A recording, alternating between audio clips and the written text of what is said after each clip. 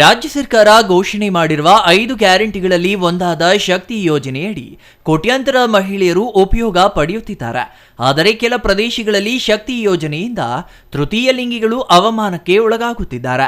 ಚಿಕ್ಕಬಳ್ಳಾಪುರ ಜಿಲ್ಲೆಯಲ್ಲಿ 2,000ಕ್ಕೂ ಹೆಚ್ಚು ತೃತೀಯ ಲಿಂಗಿಗಳಿದ್ದು, ಅದರಲ್ಲಿ ಬಹುಸಂಖ್ಯೆಯಲ್ಲಿ ಬಸ್ಗಳಲ್ಲಿ ಐಡಿ ಕಾರ್ಡ್ ತೋರಿಸಿ ಪ್ರಯಾಣ ಮಾಡುತ್ತಾರೆ. ಆದರೆ ನಾಗೇಂದ್ರ ಎಂಬ ತೃತೀಯ ಲಿಂಗಿ ಚಿಕ್ಕಬಳ್ಳಾಪುರದಿಂದ ಬಾಗೇಪಲ್ಲಿಗೆ ಹೋಗುವ ವೇಳೆ ಐಡಿ ತೋರಿಸಿದ್ರು ಕ್ಯಾರೆ ಎನ್ನದ ಬಸ್ ಕಂಡಕ್ಟರ್ ನಾಗೇಂದ್ರ ಅವರನ್ನ ಕೆಳಗೆ ಇಳಿಸಿ ಅವಮಾನ ಮಾಡಿದ್ದಾರೆ ಎಂದು ರಾಜ್ಯ ಮಹಿಳಾ ಆಯೋಗದ ಅಧ್ಯಕ್ಷೆ ಪದ್ಮಾವತಿ ಅವರ ಬಳಿ ಅಳಲು ತೋಡಿಕೊಂಡಿದ್ದಾರೆ.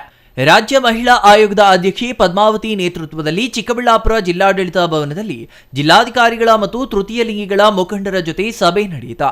ಈ ವೇಳೆ ಜಿಲ್ಲಾ ಮಟ್ಟದ ತೃತೀಯ ಲಿಂಗಿಗಳ ಯೋಜನೆಗಳ ಬಗ್ಗೆ ದೀರ್ಘಕಾಲದ ಚರ್ಚೆ ನಡೆಸಿ ಬಳಿಕ ಮಾತನಾಡಿದ ಅವರು, ತೃತೀಯ ಲಿಂಗಿಗಳಿಗೆ ಸರ್ಕಾರದಿಂದ ಸಿಗಬೇಕಾದ ಸೌಲಭ್ಯಗಳ ಬಗ್ಗೆ ಮಾಹಿತಿ ಹಂಚಿಕೊಂಡ್ರ.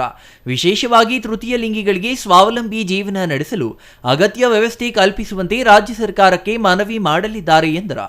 ತೃತೀಯ ಲಿಂಗಿಗಳಿಗೆ ಬಸ್ ಕಂಡಕ್ಟರ್ ಬಸ್ನಿಂದ ಕೆಳಗೆ ಇಳಿಸಿ ಅವಮಾನ ಮಾಡಿರುವುದು ಗಮನಕ್ಕೆ ಬಂದಿದ್ದು, ಇದಕ್ಕೆ ಜಿಲ್ಲಾಧಿಕಾರಿಗಳು ಈಗಾಗಲೇ ಸಂಬಂಧಪಟ್ಟ ಅಧಿಕಾರಿಗಳನ್ನ ಕರೆಸಿ ಸಭೆ ನಡೆಸಿ ತೃತೀಯ ಲಿಂಗಿಗಳಿಗೆ ಶಕ್ತಿ ಯೋಜನೆ ತಲುಪುವ ಕೆಲಸ ಮಾಡುವುದಾಗಿ ಹೇಳಿದ್ದಾರೆ ಎಂದರು. ಕೆಲ ತೃತೀಯ ಲಿಂಗಿಗಳು ಸ್ವಾವಲಂಬಿ ಜೀವನ ನಡೆಸಿಕೊಂಡು ಜನರ ಮಧ್ಯೆ ಬದುಕುತ್ತಿದ್ದಾರೆ. ಆದರೆ ಬಸ್ ಕಂಡಕ್ಟರ್ ಬಸ್ನಿಂದ ಕೆಳಗೆ ಇಳಿಸಿ ಅವಮಾನ ಮಾಡಿದ್ದು ಸರಿಯಲ್ಲ.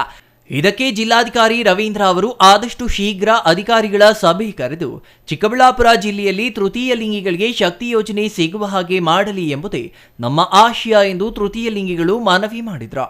ಮತ್ತೆ ಇನ್ನು ಕೆಲವೆಲ್ಲ ಟ್ರೈನಿಂಗ್ ಸೆಂಟರ್ಸ್ ಮೂಲಕ ಹಲವಾರು ಯೋಜನೆಗಳ ಮೂಲಕ ನಾವು ಟ್ರಾನ್ಸ್ಜೆಂಡರ್ ಸಹಾಯ ಮಾಡಿದ್ರು ಕೂಡ ಅವರೇ ಆದ್ರೂ ಇನ್ನು ಸುಮಾರು ಜನ, ಉದಾಹರಣೆಗೆ ಹೇಳ್ಬೇಕಂದ್ರೆ ನಮ್ಮ ಚಿಕ್ಕಬಳ್ಳಾಪುರ ಜಿಲ್ಲೆಯಲ್ಲಿ 2,407 ಜನ ಟ್ರಾನ್ಸ್ಜೆಂಡರ್ಸ್ ಇದ್ದಾರೆ. ಅವ್ರಿಗೆ ಬಹಳಷ್ಟು ಅವಶ್ಯಕತೆ ಇದೆ.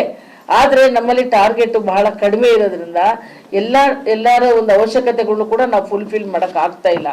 ಹಾಗಾಗಿ ಅವ್ರಿಗೆ ಈಗ ಪ್ರಮುಖವಾಗಿ ಈಗ ಕಳೆದ 2 ತಿಂಗಳ ಒಂದೂವರೆ ತಿಂಗಳ ಒಳಗಡೆ ನಾವು ಅದನ್ನ ನಾನು ಚೇರ್ಮನ್ ಆಗಿ ಅಧಿಕಾರ ತೆಗೆದುಕೊಂಡು ನಂತರ ಗೃಹಲಕ್ಷ್ಮಿ ಬಗ್ಗೆ ಸಂಬಂಧಪಟ್ಟ ಸಚಿವರ ಬಳಿ ಮತ್ತೆ ಮಾತನಾಡಿ ಮತ್ತೆ ಸಂಬಂಧಪಟ್ಟ ಮೊನ್ನೆ ಮುಖ್ಯಮಂತ್ರಿಗಳ ಗಮನಕ್ಕೆ ತಂದು ಟ್ರಾನ್ಸ್ಜೆಂಡರ್ಸ್ಗೂ ಕೂಡ ಗೃಹಲಕ್ಷ್ಮಿ ತಲುಪಬೇಕು ಅಂತ ಹೇಳಿ ಆಪ್ ಅನ್ನ ಪ್ರಾರಂಭ ಮಾಡಿ ಈಗ ಸುಮಾರು ಎಲ್ಲಾ ಜಿಲ್ಲೆಗಳಲ್ಲೂ ಕೂಡ ಟ್ರಾನ್ಸ್ಜೆಂಡರ್ಸ್ಗೆ ಗೃಹಲಕ್ಷ್ಮಿ ತಲುಪುವಂತ ವ್ಯವಸ್ಥೆಗಳು ನಡೀತಾ ಇದೆ. ಅದರಲ್ಲೂ ನಮ್ಗೆ ಶಕ್ತಿ ಯೋಜನೆ ಅನ್ವಯಿಸಿದೆಲ್ಲ ನಾವು ಬಸ್ ಹತ್ತಿದ್ರೆ ನಮ್ಮನ್ನು ಬಸ್ಸಿಂದ ಇಳಿಸ್ಬಿಡ್ತಾರೆ, ಅರ್ಧ ದಾರಿನಲ್ಲಿ ಇಳಿಸ್ತಾರೆ ಅಂತ ಹೇಳಿ ಬಹಳ ಬೇಸರದಿಂದ ನಮ್ಮ ಸಮೀರ್ ಅಂತ ಹೇಳಿ ನಮ್ಮ TG ಟ್ರಾನ್ಸ್ಜೆಂಡರ್ ಹೇಳ್ತಾ ಇದ್ರು.